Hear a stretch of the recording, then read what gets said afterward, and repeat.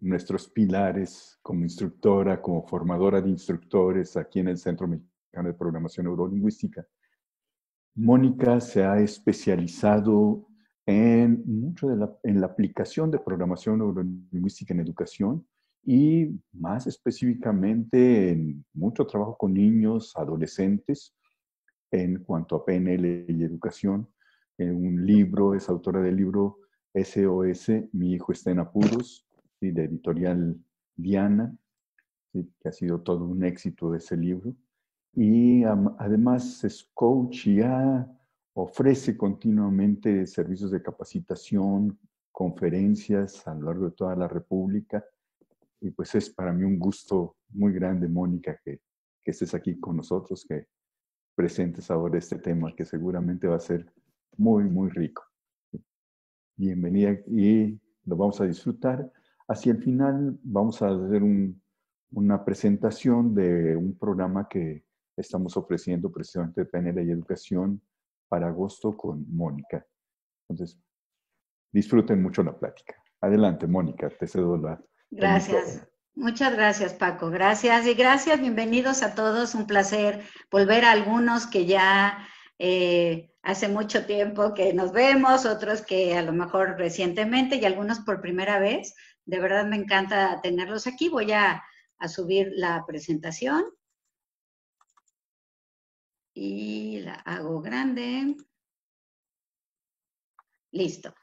Perfecto, entonces aquí ya estamos listos para arrancar. Bueno, mira, les voy a decir cómo va a estar dividida la sesión en 3 etapas, 40 minutos que me voy a ir así como tren, descarrilado no, pero que lleva buena velocidad, para presentar los 4 temas que tengo preparados para ustedes y habrá unos 10 minutitos de preguntas y respuestas relacionadas con el tema, para que Juan Francisco y yo tengamos esos otros 10 minutitos de platicarles de un programa maravilloso que ya se está cocinando, bueno, que ya está así como al 80% y que nos encantará que lo conozcan y compartir con ustedes, que precisamente tiene que ver con este tema. Y bueno, lo que voy a ir presentando es totalmente aplicable tanto a clases o al área educativa presencial como virtual. Sabemos que ahorita estamos mucho más en la parte virtual. La presencial, pues conforme las autoridades nos irán diciendo que probablemente sea el año que entra, será escalonada y será de manera mixta también, ¿no? Algunos horarios serán virtuales, otros serán presenciales, es por lo menos hasta ahorita lo que sabemos.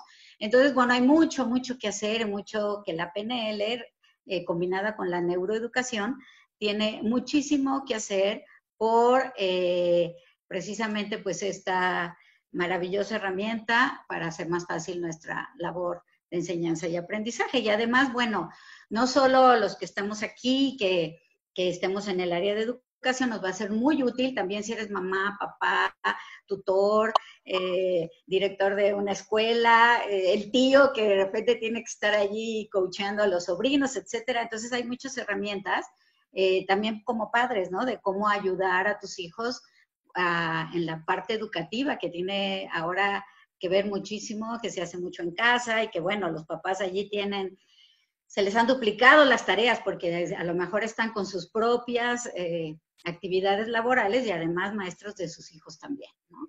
Bueno, entonces, estos son los 4 temas que yo quiero abordar contigo. Por un lado, hablar muy rápido, que es la neurociencia, muy, muy leve, porque pues es la base, y a partir de allí se genera este concepto de la neuroeducación como neurodidáctica, neuroaprendizaje, en fin, hay muchas subdivisiones. Y la neuroeducación pues las abarca, ¿no? La mayoría. Quiero hablarte de la relación entre enseñanza y neurogénesis, o sea, ¿qué es esto, no? Cómo con la educación y con los métodos vanguardistas que podemos ir diseñando, ayudamos a la neurogénesis, que esto es contribuir en nuestros alumnos o las personas que nos estén en este proceso de aprendizaje al nacimiento de nuevas neuronas. Ya hablaremos de esto, pues que antes se creía, ¿no? Que las neuronas se morían y bye bye, y no, ya se ha visto que no, y que además la educación, o sea, el proceso de enseñanza-aprendizaje es fundamental y es súper valioso para la generación de nuevas neuronas y de nuevas conexiones neuronales. Entonces, bueno, ya hablaremos de eso. Y el tercer tema, emociones y diversión, que bueno, la parte del juego, el entretenimiento, súper importante dentro de nuestros procesos educativos para hacer pues una formación mucho más divertida y que eso además está contribuyendo a esta neurogénesis, a la atención, a la memoria, etcétera, etcétera. Y por último, unos tips muy, muy prácticos para facilitarte este proceso de enseñanza y que haya un aprendizaje más dinámico, pero sobre todo aquí me voy a centrar como en las bondades del mindfulness para generar estados pues de conciencia más activos y por otro lado, por supuesto, de la parte de relajación en nuestros alumnos. Entonces, pues eso es lo que yo tengo preparado para ti y entonces me voy con el primer tema y antes de eso hay aquí una frase que me encanta de Leslie Hart, que es una pedagoga muy reconocida, y ella dice, enseñar sin saber cómo funciona nuestro cerebro es como querer diseñar un guante sin nunca haber visto una mano, ¿no? Entonces, pues si yo nunca hubiera visto una mano en mi vida y quiero diseñar un guante, pues como que va a estar medio complicado, ¿no?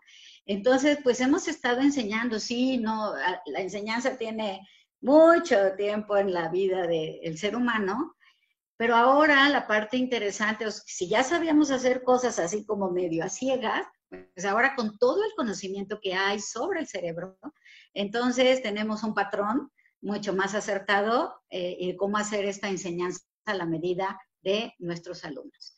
Entonces, bueno, con esto me voy con el primer tema que yo llamé la neurociencia, base de la neuroeducación. Entonces, pues como te comenté, aquí voy a hablar brevemente de qué es esto de la neurociencia y pues porque de aquí surge todo esto, ¿no? Entonces, bueno, las neurociencias son un conjunto de disciplinas, porque tiene que ver con muchas, muchas de ellas, que estudian, observan y analizan el cerebro humano, ¿no? Y el sistema nervioso, obviamente, con el fin de comprender pues, cuáles son estos mecanismos que regulan tanto las reacciones y el comportamiento del cerebro. Entonces, este estudio ha dado grandes pasos porque aunque sea relativamente nueva, digamos, ha aportado muchísimo a la ciencia actual. Por ejemplo, en el tratamiento de enfermedades que sobre todo, que tienen que ver con temas neurológicos o neurodegenerativos, que pues antes estaban así como, pues, dados pues a que se perdiera, ¿no? Todo esto, o como se consideraban como insalvables, ¿no? Por ejemplo, la esclerosis múltiple, el Alzheimer, el mal de Parkinson, o todas estas, como les decía yo, enfermedades neurodegenerativas que tienen que ver con el sistema nervioso. Entonces, las neurociencias han aportado un montón de información, gracias principalmente también y combinado con la tecnología que tenemos en nuestros tiempos, ¿no? Y esto, sobre todo, pues a partir de finales de los 90, principios del 2000, es que ha estado el auge, o sea, ya tenemos unos 20 años, digamos, entendiendo un poco más y de manera más precisa lo que hace nuestro cerebro, las funciones que tiene, cómo se regenera, rompiendo con un montón de ideas que antes teníamos muy limitantes al respecto. En pocas palabras, a la neurociencia se le considera la ciencia del bienestar. O sea, porque si podemos tener más conocimiento de nuestro cerebro, podemos hacer muchas más cosas, y no solo los neurocientíficos, ¿verdad? O los neuropedagogos o los especialistas en estos procesos, sino nosotros, al saber más sobre cómo funciona nuestro cerebro, entonces podemos estarlo estimulando de diferentes maneras y favorecer a muchísimas funciones. Y bueno, de aquí se deriva entonces lo que es la neuroeducación. Entonces, la neuroeducación, bueno, también ha tenido un auge recientemente y aquí me encanta pues hacer esta reflexión que durante nuestra vida o gran parte de nuestra vida vamos aprendiendo o hemos ido aprendiendo sin retener conscientemente lo que vamos aprendiendo, ¿no? Y cuando lo queremos recordar, pues no siempre lo hacemos de manera muy sencilla. ¿qué es lo que se nos hace mucho más fácil recordar? Experiencias felices. Yo creo que si tú, claro, sí podemos recordar experiencias no tan felices, pues sobre todo si tendemos a estar yendo mucho al pasado y estar como rumiando lo que no nos agrada de nuestra vida o nos agradó, o lo que nos ocurrió, bueno, sí, sí va a estar presente. Pero por lo general, sobre todo en experiencias de enseñanza-aprendizaje, tú haz memoria y recuerda, pues a lo mejor tu primaria, tu secundaria, tu prepa, la carrera, ¿qué es lo que más recuerdas? O sea, a mí los flashazos primeros que me vienen son muchos momentos felices, ¿no? Así recuerdo en particular, digo, ahí en ese entonces, pues yo no sabía que se llamaba aprendizaje significativo, ¿no? Pero tengo un par de maestras que ya hablaremos de eso, seguramente a ti también te pasa, que marcaron así, y me acuerdo perfecto de sus materias y de cómo enseñaban, porque lo hacían súper lúdico, ¿no? Entonces yo recuerdo como en quinto de primaria una maestra cuando estábamos viendo algo de ortografía, que sí tenía un personaje, ¿no? Que le llamaba Petrita, y hasta la fecha me acuerdo, ¿no? Y en aquellos pizarrones verdes y con gis de cal era, pues, escribir no solo las reglas ortográficas, pero era como, a ver ahora Petrita con qué se topó y cuál regla ortográfica tuvo que aprender, ¿no? Y en secundaria recuerdo una de mis materias favoritas que tiene que ver con literatura, pues una maestra que, bueno, actuaba, ¿no? Me acuerdo cuando el Cid Campeador, bueno, así, sacaba una espada que llevaba, ¿no? Como de plástico, obviamente, y actuaba el personaje. Entonces yo estaba así como atrapada. Son de las cosas que recuerdo precisamente porque para mí fueron aprendizajes significativos. Y también, bueno, si te vas a la vida en general, pues también recordamos viajes, ¿no? O sea, yo crecí, como les he platicado, en Guadalajara, desde primero de primaria hasta el 2000. Estoy en la Ciudad de México desde el 2000. Y soy tapatía de corazón y bueno, íbamos mucho, ya sea o con la familia o a Manzanillo o con los amigos, ya más, estuve más grande, a Vallarta. Entonces recuerdo muchísimo, o Puerto Vallarta, pues esos viajes, muy, muy, muy padre, ¿no? Entonces, bueno, podemos recordar viajes, podemos recordar paisajes que hayamos visto, películas, libros, etcétera. ¿Por qué? Porque movieron algo en nosotros, ¿no? Entonces, pero ¿qué pasa a veces con la enseñanza-aprendizaje, ¿no? Entonces, o un curso, o una conferencia, que espero que esta sea la excepción, pero de repente decimos, híjole, pues quién sabe de qué se trata, ¿no? Y entonces creemos que pudo haber sido porque no nos interesó, pero realmente tiene muchísimo que ver con cómo aprendemos y por cómo, obviamente, se deben de transmitir los conocimientos. Entonces, ahí hay una mancuerna muy interesante entre cómo le hace la persona que está enseñando algún concepto y cómo le hacemos como alumnos, participantes, etcétera, para digerirlo, para guardarlo de manera más sencilla. Y entonces aquí interviene la neuroeducación. O sea, con toda esta información que tenemos ya sobre nuestro cerebro, y ahora sí que ¿se acuerdan de aquella frase de, pues el que nada sabe, nada teme? Pues ahora sabiendo más, pero yo veo esto de temer como en la parte de, no se vale que no haga cosas para estimular también mi propio aprendizaje y no se vale que pues dé mis clases de manera así tradicional y apagadas, porque ya sabemos que yo puedo como maestro contribuir muchísimo a esta regeneración, ¿no? A esta plasticidad cerebral que poseemos. Entonces, pues la neuroeducación nos permite conocer, ¿sí? Conociendo esta función del cerebro, aplicarlo, estos aprendizajes o esta información precisamente a los procesos de enseñanza y aprendizaje, que facilitan más un proceso o un resultado que nosotros deseamos.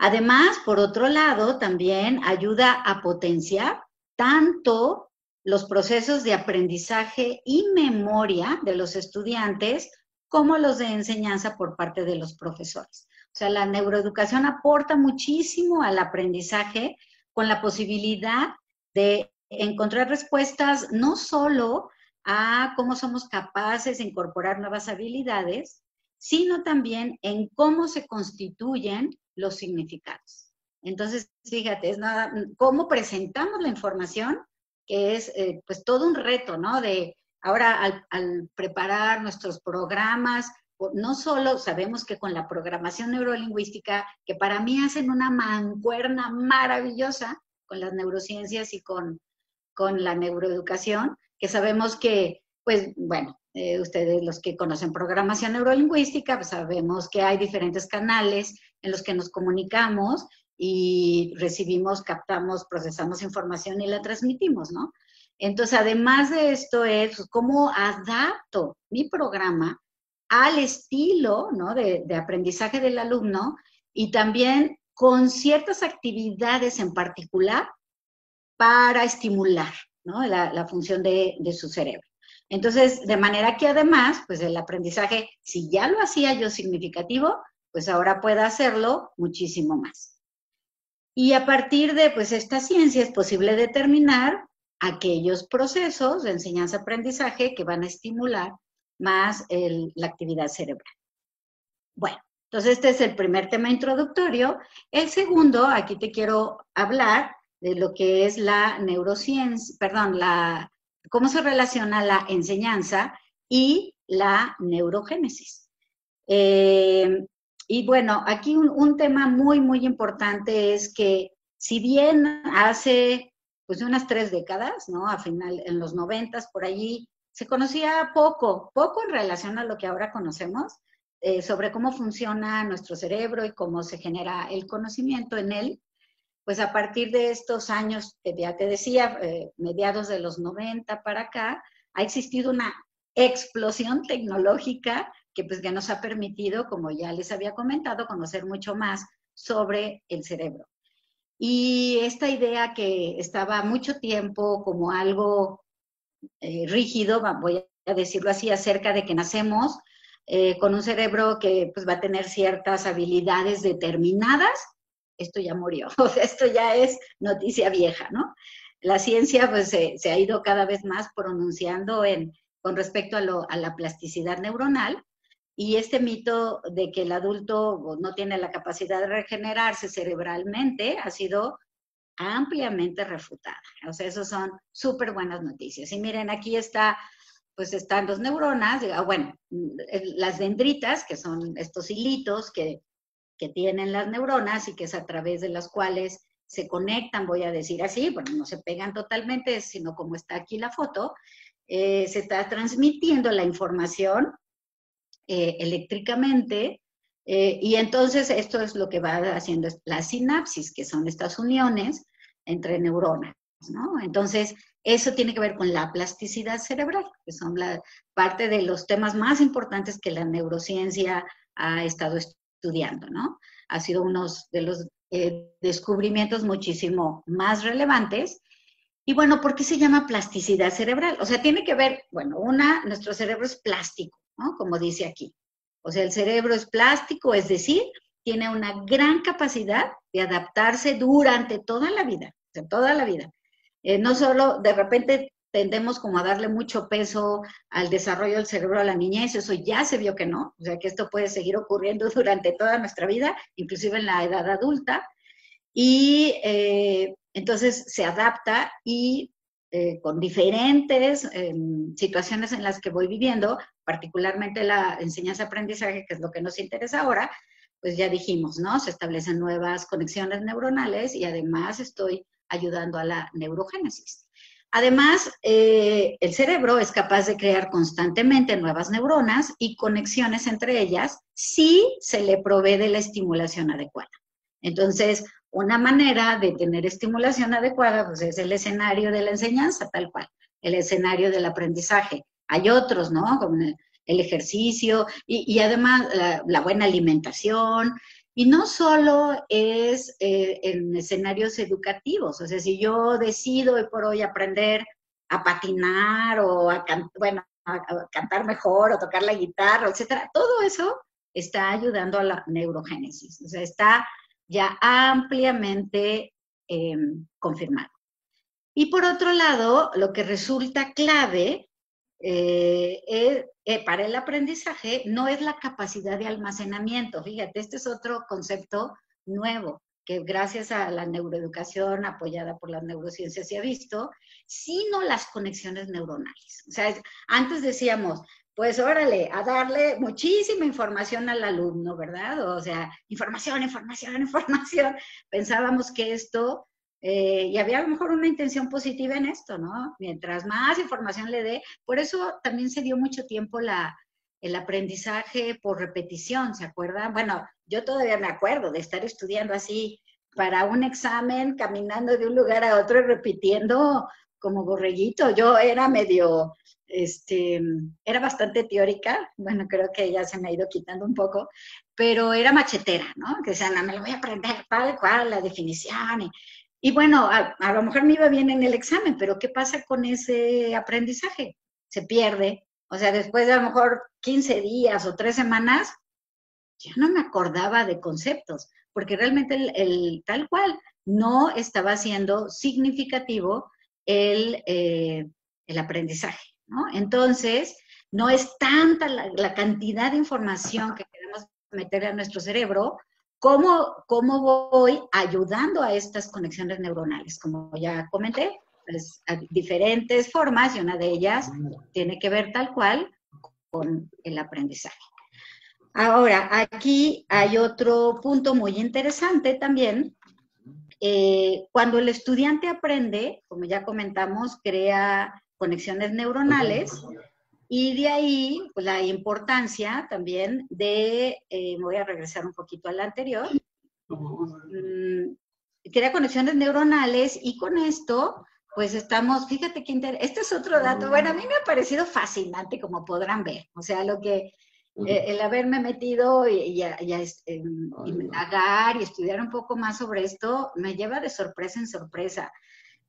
Cuando creamos conexiones neuronales, esto va ocupando espacio en el cerebro, y entonces se crece.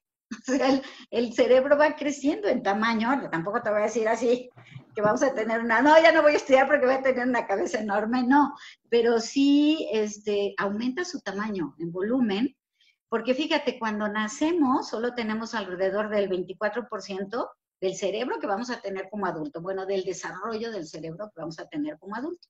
Entonces también, de manera natural, su volumen va aumentando en los primeros años de vida, y hasta después, más o menos se ha visto de los 20 años, se termina de formar la corteza prefrontal. O sea, que es toda esta parte que nos ayuda a todo lo analítico, ¿sí? De ahí, pues la importancia de la neuroeducación, repito, como en cómo le hacemos para generar esta estimulación en nuestros procesos de enseñanza y aprendizaje.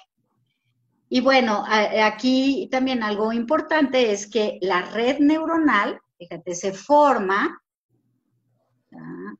a partir de los estímulos que se reciben en la primera infancia. O sea, ya nacemos, digamos, como con todo este equipo, ¿no? De neuronas, y claro que están conectadas, muchísimas de ellas, porque pues son todas las que están permitiendo la formación de nuestros órganos, etcétera, ¿no?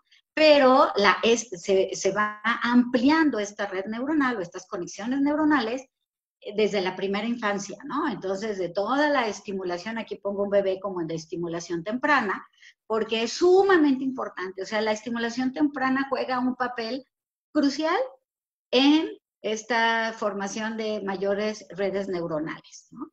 Se puede ver además que van madurando, por supuesto, y bueno, en la estimulación temprana, básico el contacto corporal, ¿no? Porque también, pues sobre todo los niños, si sabemos PNL, bebés, esto ya se ve, lo del visual, auditivo, kinestésico, se nota desde bebés. O sea, hay diferentes maneras en que el canal se va manifestando. Entonces, un bebé que sea más afectivo, un bebé que sea más de contacto, se va a favorecer con el contacto físico, tal cual, ¿no? La caricia, y el apapacho, niños un poquito más grandes, etcétera. Por supuesto, palabras para quienes son más auditivos, y a los niños visuales a través de lo que pueden ver. Por eso todo el material educativo de pequeñitos tiene muchos colores y tiene muchas formas. Esto también es para estimular toda la parte visual. El canto, el juego, la música, todo esto que les comento es garantía, se ha visto, es garantía para desarrollar mejor el cerebro. Y bueno, la neuroeducación recomienda que durante los primeros años de vida los niños estén en contacto con la naturaleza. Esto es otra cosa, en la medida que se pueda, no estemos forzándolos a permanecer todo el tiempo sentados. O sea, si hay manera, bueno, estoy aquí hablando obviamente de cuando estemos en presenciales, si hay manera de salir al jardín, si hay manera de estimular de otra forma, es algo maravilloso. Y no podemos permitir, cuando están tan pequeñitos, hablo de preescolar sobre todo específicamente, que estén mucho tiempo sentados, porque a esa edad es cuando se construyen las formas y los colores, ¿no? A través del movimiento, se construye la profundidad. Entonces, todo esto después va a tejer conceptos. Entonces, es súper importante, pues como dice aquí, tal cual, para poder madurar y crear nuevas redes de neuronas, el cerebro necesita experiencias nuevas, que ya también lo comenté. Y no solo los niños, adolescentes, adultos, necesitamos experiencias nuevas. De ahí reitero lo que ya había comentado, de aprender algo nuevo siempre, estar con algo nuevo. De verdad, ahora aprovechemos todos los tutoriales que tenemos en redes, metámonos a estudiar cosas que a lo mejor yo había dejado ahí pendiente, y no solo por pasar el tiempo para los que sí tengan tiempo, sino porque de verdad esto estimula a nuestro cerebro. Y si no hay tiempo, pues también hay que abrirnos un espacio para eso, porque no solo es por algo emocional, sino también lo necesitamos en la parte madurativa del cerebro. En fin, ¿qué se ha visto? Bueno, pues a partir de entre los 10 y los 12 años, el cerebro está mucho más receptivo a aprender aptitudes, ¿ok? Entonces, allí, por ejemplo, el potenciar la comprensión de textos, ayudar a que se razone, por ejemplo, toda la parte de las matemáticas, pues se favorece muchísimo a esta edad. En cambio, por ejemplo, se ha visto que en la adolescencia, los cerebros son o están plenamente emocionales, o sea, este crecimiento está mucho más enfocado a la parte emocional. Y entonces, ¿qué ocurre? Que muchas veces choca con el modelo educativo, ¿no? Porque pues aquí estamos con biología, física, química, etcétera. Entonces, bueno, pues no quiere decir que esto se va a salir, obviamente, de nuestros programas, imposible, pero sí meter mucho más el juego, mucho más la parte de la emoción, ¿ok?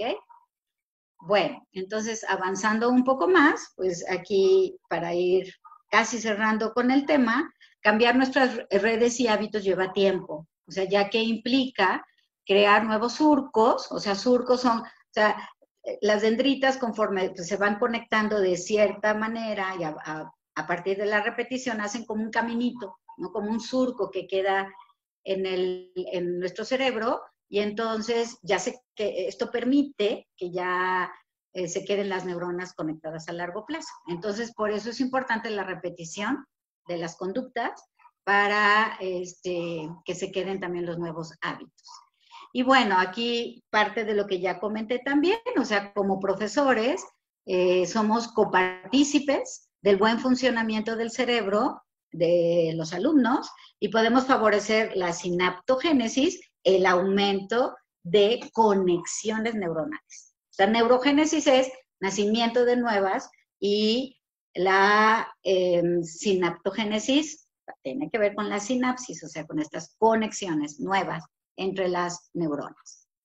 Y bueno, para ir cerrando este segundo tema, fíjate qué interesante, o sea, si bien la genética influye un 10%, o sea, con esta carga con la que ya nacemos, se ha visto que a mayor experiencias y mayor conocimiento, que es como el 90%, entonces, repito, pues vamos ayudándonos a la creación no solo de nuevas neuronas, sino de la conexión entre ellas, ¿no? Bueno, muy bien. Entonces, con esto termino el segundo tema y el tercero tiene que ver con lo que les había platicado de emociones y diversión. Hace algún tiempo, ya a lo mejor ya por esta fotografía que les voy a poner aquí, pues ya hace muchísimo tiempo, ¿Qué pasaba con los maestros, no? Se debían contentar o basar, voy a decir así, prácticamente en la observación, y porque a través de eso, pues ellos decidían, ¿no? Por ejemplo, si cierto programa estaba bien aplicado, si cierta estrategia para los alumnos estaba como siendo bien recibida, y además, pues no era como en particular, era así como a nivel grupal como se hacían estas evaluaciones, ¿no? Y bueno, afortunadamente en la actualidad pasa algo muy diferente. O sea, el maestro está inmerso totalmente en los procesos de enseñanza-aprendizaje, como se ve aquí. Y hay una foto, pues, de preescolar, primer año, segundo, pero esto, reitero, puede seguir ocurriendo secundaria, prepa, debería, ¿no? Y universidad, por supuesto. Y además, pues los profesores actualmente pues, tienen mucha más información o tenemos más información, repito, sobre cómo funciona nuestro cerebro y entonces cómo poder ir adaptando estos procesos a, para favorecer esta estimulación en el mismo, ¿no? Entonces tenemos no solo información de neuroeducación, también, por ejemplo, estilos de aprendizaje que ya comenté. Hay alumnos con una tendencia más visual, más auditivo, más kinestésica, y el profesor también tiene una tendencia o más visual o más auditivo, más kinestésica. Entonces, un maestro con tendencia visual, o sea, que es más lógico, más analítico, estructurado, pues va a hacer clic muy fácil con un alumno de este estilo. Pero ¿qué pasa con un maestro de tendencia visual con un alumno de tendencia kinestésica, ¿no? Entonces, pues ahí es una batalla campal porque el maestro de tendencia visual va a querer estar y siéntate y calladito y ponte a leer y el otro necesita como todo el movimiento, ¿no? Entonces, bueno, eso es algo que también es sumamente importante que adaptemos. Sabemos de las inteligencias múltiples, entonces aquí también el aprendizaje puede ser a la medida, la enseñanza a la medida, en el sentido de qué tipo de inteligencia estoy estimulando en mis alumnos. Y bueno, entonces, también, pues con toda la parte de inteligencia emocional, pues como también voy ayudándolos a enfrentar nuevos desafíos. O sea, tenemos allí muchas más herramientas para poder estar en climas más empáticos, más favorables, etcétera, ¿sí? Y bueno, y de ahí que sea tan importante la emoción y la diversión. Y fíjate aquí algo súper interesante. Se ha visto que en personas felices el núcleo caudado es este. El núcleo caudado es este que está aquí como anaranjadito, que parece un signo de interrogación. Está en el interior del encéfalo y es más grande. O sea, en personas más felices es más grande. Entonces, de ahí tan importante, pues que como maestros estemos, digo, no soy responsable de la felicidad de mi alumno, ¿ok? Eso es otra cosa. Pero cómo creo contextos en los que sean divertidos y que puedan, no todo el tiempo, por supuesto, habrá momentos de estar sentados y trabajando, etcétera. Habrá momentos en que los voy a poner a interactuar entre ellos, pero también habrá momentos de esto, o sea, de juego, de dinámicas. Ahorita vamos a hablar de la gamificación. Entonces, como con todo esto, pues lo que hago es ayudar a que haya, bueno, el núcleo caudado pues esté más nutrido y entonces tiene un impacto. El núcleo caudado lo que hace es impactar en la motivación, en el aprendizaje, en la coordinación motora, en la velocidad de la atención de nuestra memoria y por lo tanto en la capacidad de placer y disfruta. Entonces, podemos estimular pensamientos felices en los alumnos. Voy a hablar de eso, es nuestro cuarto tema, porque, bueno, también se ha visto que un cerebro infeliz es un cerebro menos inteligente, menos productivo y menos creativo. ¿Okay? Entonces, no nada más es que haya inteligencia emocional, lo cual es importante, sino que tiene un impacto en el cerebro. Fíjate, emociones y cerebro, bueno, así, súper entrelazados. Entonces, bueno, pues de allí a que, como ya comenté hace ratito, el buscar, o sea, aquí podría yo ir resumiendo, ¿no? Por lo anterior es importante entender que un enfoque emocional es básico para aprender y memorizar y desde luego para enseñar. Y mira, aquí te quiero enseñar unas fotos. Este es un maestro español, ahí lo encontré buscando y googleando para ejemplos para ustedes. Él se llama Paco Pajuelo. Y vean cómo se disfraza, o sea, para dar sus clases, ¿no? Entonces, pone un fondo determinado en sus clases y se disfraza. Y si ven, pues, parte puede ser de ropa que él ya tiene y otra que él puede fabricar, accesorios que puede fabricar. Entonces, digo, no que tengamos que ser un Paco o Pajuelo todos, pero sí, ¿cómo adaptamos nuestras clases a que sean mucho más divertidas? Tal vez tú dices, oye, pues se presta mucho más en preescolar. No, a veces es como un mito el que tenemos o una limitación que nos ponemos nosotros mismos, ¿no? Esto se puede, por supuesto, aplicar a cualquier edad. En cualquier edad, si somos lo suficientemente creativos o vamos estimulando esto en nosotros también.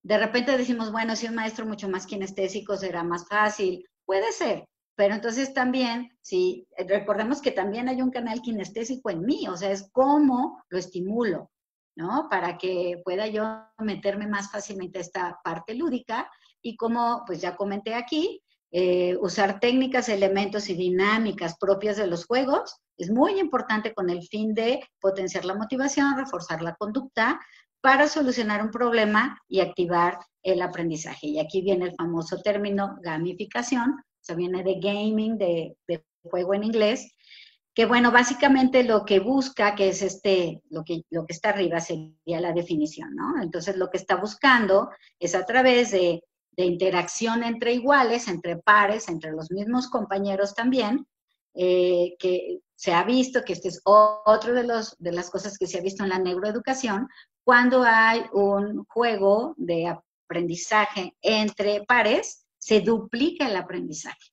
O sea, hay muchos mejores resultados también.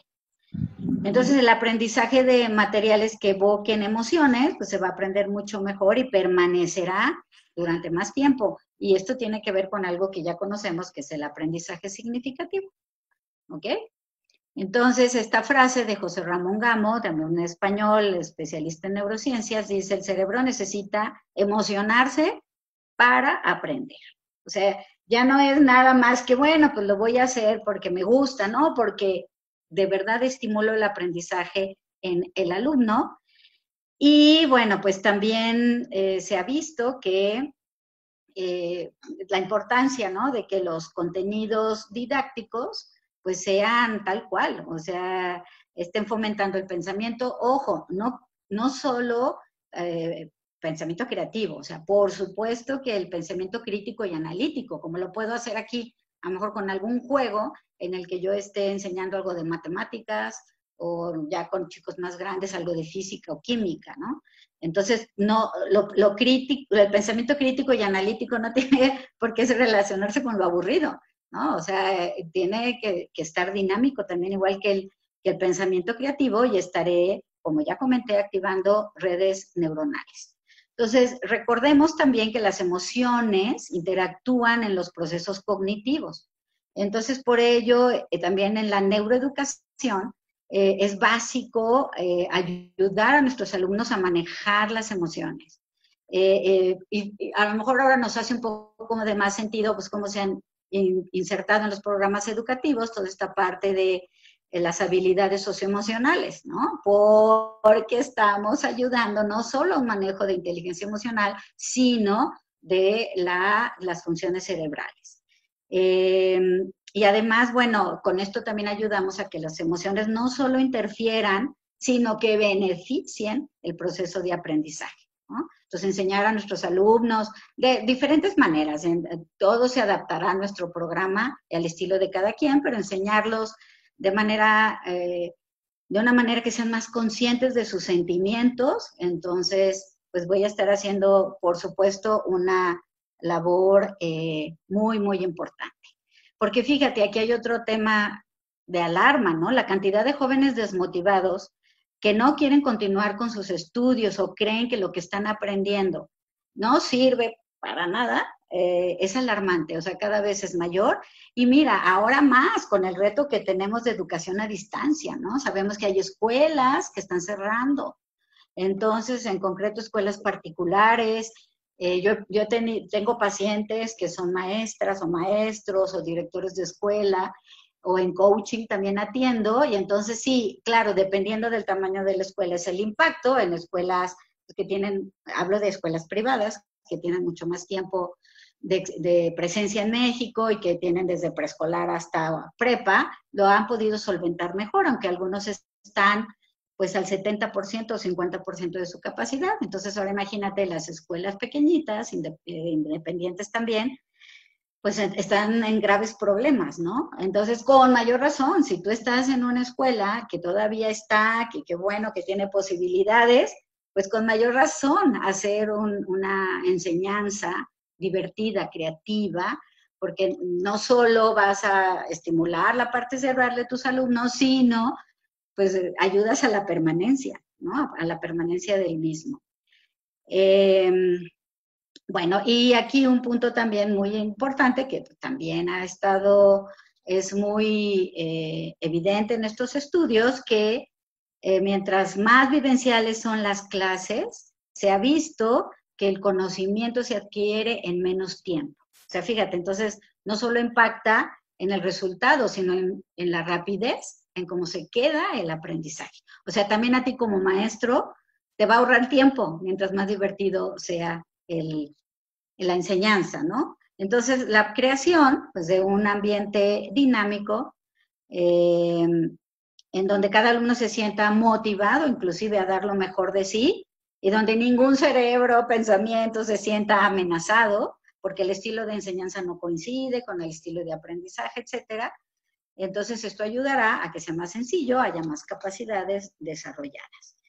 La emoción es fundamental para quien enseña, pero sobre todo también para quien aprende. De ahí la maravillosa pues, experiencia de que en la medida en que nos apasione lo que hacemos, entonces también obtenemos mejores resultados. Y bueno, paso al cuarto tema, ¿okay? Que tiene que ver aquí con unos tips prácticos para el ambiente de bienestar, que como te decía, son cosas muy, muy pequeñas y basadas en mindfulness, son básicamente unas 6 o 6, 7. Primero, es muy, muy importante que tú estés generando lo que se llama momentos de positividad en tu alumno. ¿Qué es específicamente? Que puedan pensar en algo positivo 3 veces al día por 6 meses.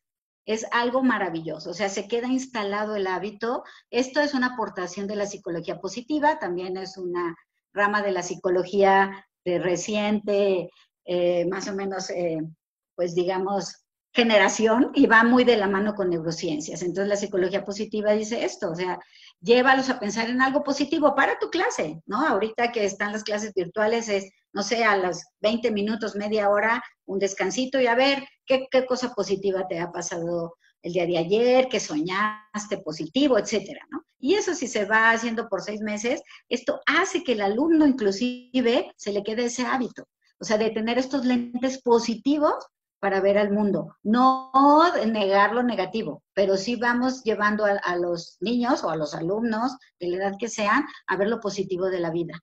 Esta aportación es del mindfulness y practícala, ¿no? ¿Qué es el mindfulness? Pues son técnicas de relajación que nos ayudan a tomar conciencia de nuestras emociones, del momento presente, y se ha visto que tienen un gran impacto para eliminar frustración o ansiedad, por ejemplo, ¿no? Para aceptar más los momentos cambiantes como los que estamos viviendo desde el mes de marzo, e igual practicarlo 10 minutos al día. Hay muchos tutoriales en internet, ¿no? De cómo ir adquiriendo esta práctica, meditar. O sea, meditar también, llevarlos a estos igual estados de relajación. Está comprobado que cambia la actividad cerebral, que baja el estrés y favorece el sistema inmunológico 10 minutos al día. O sea, no es que tú tengas que hacer todo esto todos los días con tus alumnos. Y bueno, aquí dice 10 minutos, pero puede ser menos si lo haces en algunos de los descansos y además lo practicas en lo personal.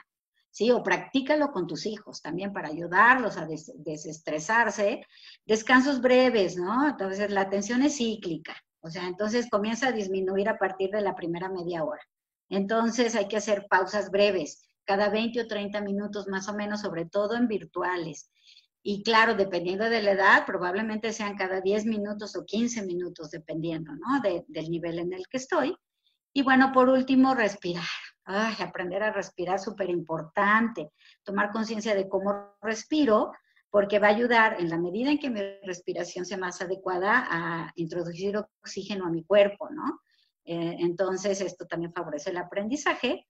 Y aquí muy rápido les comento, hay una respiración que yo aprendí en PNL y salud, en mi entrenamiento avanzado, lo recuerdo de Tim Halbom, y que él recomendaba esta respiración en 4 tiempos, como imaginar un cuadrito, ¿no? Aquí en en nuestra mente, y entonces, digo, es 4 tiempos un promedio, puedes empezar con 2 y le vas subiendo, ¿no? Pero es como si nos imaginamos el cuadrito, es inhalo en 4, retengo 4, exhalo en 4 y me espero 4. Y otra vez. Ese es un ciclo. Entonces puedes tú empezar como lo sientas natural en ti, ¿no? O sea, no empieces con 10 o 12 segundos, igual hiperventilas. O sea, es como cada quien. Pero 4 es un promedio adecuado. Yo lo he practicado, bueno, cuando manejábamos antes casi todos los días. Y por ejemplo, ya estoy llegando a casa y muero de hambre, pero todavía me faltan 20 minutos, más en la Ciudad de México, lo practico y como entra oxígeno y se va la sangre, entonces es como si comiera, ¿eh? O sea, eso que es la misma función de comer, se oxigena la sangre, entonces me sirve un tiempo mientras voy llegando a casa, ¿no? Entonces, bueno, tiene también grandes beneficios. Y bueno, por último, actividad física, recreo, estos descansos, ¿no? El movimiento, los alumnos de la edad que sean, animémonos a bailar, a hacer payasada y media, gimnasia cerebral, etcétera. Y bueno, si por allí alguien sabe guitarra, en una de las pausas, pues tú tocas la guitarra o uno de los alumnos. O sea, la formación artística o incluir esta música, etcétera, tiene un impacto positivo, repito, en el aprendizaje y en habilidades cognitivas. ¿Ok? Entonces, bueno, súper importante incluir, y yo quisiera cerrar con esto, ¿no? O sea, si en la educación se le enseña al estudiante a tomar conciencia de sus pensamientos y cómo modificarlos, se estará contribuyendo a la autogestión de la felicidad. O sea, yo no soy responsable de la felicidad de otros, pero sí puedo contribuir a que aprendan esto con los 5 minutos de positividad, con la meditación, con el mindfulness, etcétera. Estoy ayudando a que esto se instale en ellos con repetición y bueno, ya después será más fácil que lo puedan hacer en automático. Y bueno, muchas gracias. Ya sé que me fui ahí como tren desbocadito, pero quiero dar estos unos 5 minutitos, más o menos 7 minutos, para preguntas, un espacio de preguntas y pues hasta donde depende de mí poderlas solucionar y que después Juan Francisco y yo podamos platicarles de ese maravilloso programa que ya está casi terminado. Entonces, bueno, si aquí Omar me ayudas, leyendo alguna pregunta, si andas por allí, y pues, si no Y paso aquí yo. me encuentro. Gracias, perfecto. Te escucho, Omar. Pues solamente observo comentarios, Ajá. saludos, desde Torreón. Vamos a ver. Gracias. Bueno, es que hablé tan rápido que yo creo que o apuntaban o veían la presentación, pero igual podemos dar ahí unos segunditos. Estamos Ok. escribiendo, Mónica, por el chat.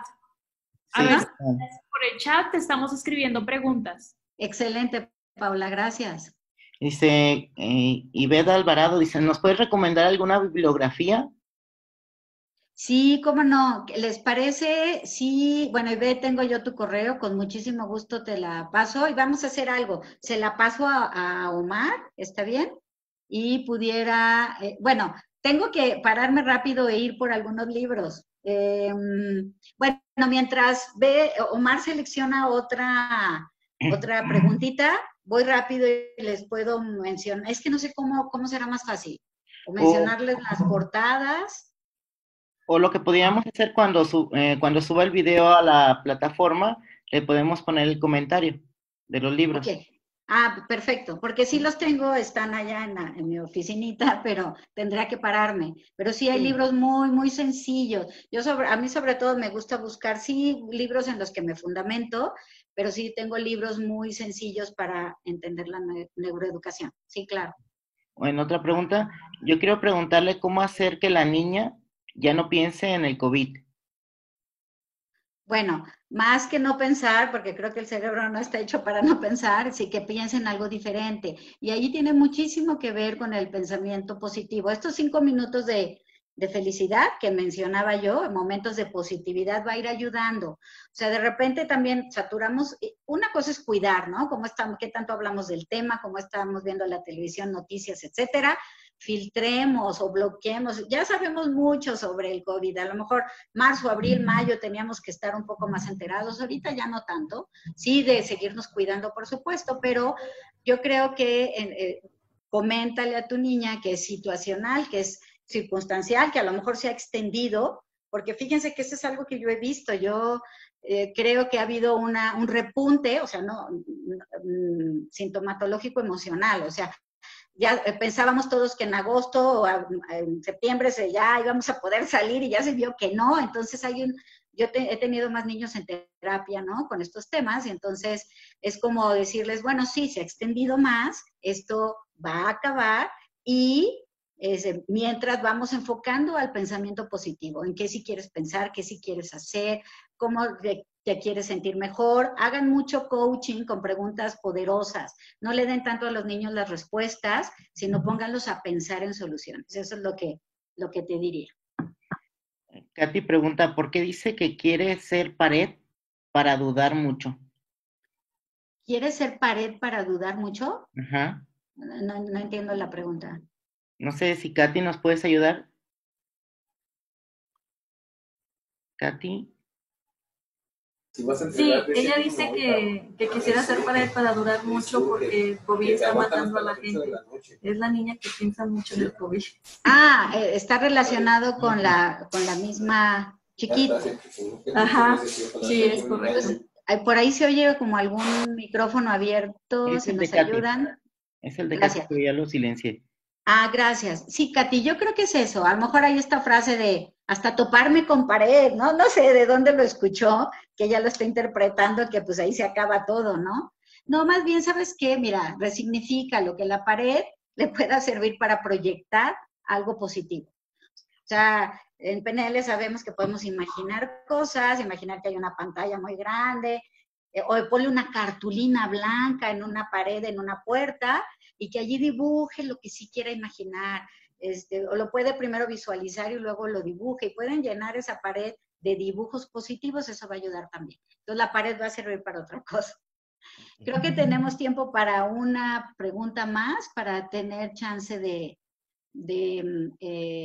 platicarles del programa y digo, encantada, o sea, me pueden escribir, mi correo es mónica@ y las siglas del centro, cmpnl.mx, y de verdad contesto encantada de la vida lo que no hayamos podido abarcar aquí. Entonces escríbanme, ahorita se los pongo en el chat sin problema, y si leemos una última, ¿te parece? Ok. Hola, ¿qué tal? Mi nombre es Edgar, estoy en California. Mi pregunta es por qué no me motivo a seguir estudiando o leer. Solo pienso lo que voy a hacer y el día termina y no lo hice nada de lectura. No le hice nada de lectura. Sí, yo creo por allí, Edgar, y gracias, que pues hay que ir viendo cómo están tus objetivos. Bueno, por un lado, si no te estás planteando objetivos muy altos, por otro lado también, pues sí hay cierta desmotivación, o sea, esta cuarentena nos ha venido a mover a todos en diferentes maneras y y entonces nuestra motivación puede estar estancadita. Si es algo situacional, bueno, situacional de marzo para acá, pero si es como un patrón en tu vida ahorita, habría que indagar por otro lado qué está ocurriendo. Entonces, escríbeme, encantada de la vida, seguimos platicando. Bueno, gracias por sus preguntas. Pasamos aquí, Paco y yo, a platicarles del programa y reitero, ya les puse mi correo en el chat. Por favor, con toda confianza, escríbanme y créanme que les voy a contestar. Listo, Paco. Muchas gracias, Mónica, por esta plática tan interesante, por todas estas ideas de cómo enriquecernos y cómo generar nuevas conexiones neuronales. Bueno, y les queremos invitar en octubre para ustedes, y si saben de alguien, si nos pueden apoyar recomendando 3 programas que vamos a iniciar. Uno de ellos, diplomado de PNL y Educación, que dirigirá Mónica Esquinca. Ella lo ha dirigido ya varias veces, varios programas para niños. Este será totalmente en línea. Otro será en torno a cuestiones empresariales y otro en cuestiones de nutrición para nutriólogas o nutriólogos. Bueno, y en ese caso, pues con Mónica, si nos puedes hablar, Mónica, del programa brevemente. Claro que sí. Sí, está dividido en 5 temas y de alguna manera, bueno, ya hay algo de lo que ya platiqué. Hablaremos de la importancia aquí de la programación neurolingüística aplicada a la educación, con toda esta gama que tiene de propuestas metodológicas para revisar mi estilo de aprendizaje, o de estilo de enseñanza y cómo empatarlo con el del alumno. Hablaremos también de otras cosas, ¿no? Dentro de ese primer tema. Del segundo, las aportaciones de la inteligencia emocional, también dentro de la educación. ¿Cuáles son sus propuestas? Hablaremos de neuroeducación, que fue nuestro tema de hoy, pero lo veremos mucho más a detalle. El sentido de la vida en la enseñanza. A mí este programa, digo, me encanta porque también vamos a ver algo de logoterapia en la educación. O sea, cómo encontrarle un sentido a una misión. Sí, por supuesto que ya la podemos tener, pero cómo nutrirla y enriquecerla, porque pues educar y enseñar va más allá de eso. Y la participación del mindfulness en la generación de estados de paz interior. Entonces, si se fijan, está como muy equilibrado dentro de todo lo que la programación neurolingüística viene a aportar a la educación y permitiendo incorporar a otras disciplinas como la inteligencia emocional, la neuroeducación, la logoeducación, por decirle así, y el mindfulness. Entonces está como muy, muy completo, muy rico, muy dinámico. Muchas gracias, Mónica. Y pues gracias a todos ustedes por acompañarnos. Y si gustan, les invito a que abran sus micrófonos y le demos un aplauso a Mónica por esa plática. Muchas gracias, Mónica. ¿Sí? Muchas gracias. No, pues gracias a ustedes. Muchas gracias. Encantada de ver a tanta Gracias, gente. Moni. Gracias a ustedes. Estamos en contacto. Gracias. Gracias, Mónica, por todo. Un abrazo. Un abrazo, Bielka. Gracias para todos también. Desde Veracruz. Saludos hasta Veracruz. Bueno, veo mucha Guanajuato. gente. Guanajuato, desde Guanajuato. Puebla, Mónica. Puebla, Guadalajara, Torreón, Mayela. Wow. Gracias, Moni. Al contrario, hola Fernando, qué gusto verte también. Muchas gracias a todos. Y escríbanme y les seguimos dando información, bueno, resolviendo sus dudas. Y si tuvieran alguna otra duda sobre el diplomado, por favor, también, encantados, vamos contestándolo. Gracias. Estamos viendo si más o menos arranca a mediados de octubre. Ok, gracias, Mónica. Gracias, Omar. Gracias, Mónica. Gracias, Mónica. Gracias a ustedes también. Cariñosa, Guadalajara. Gracias. Saludos, un tequila, tómense un Muchas tequila, gracias. a mi salud, por favor. Salud. Qué gusto volverlos a ver. Gracias a ustedes.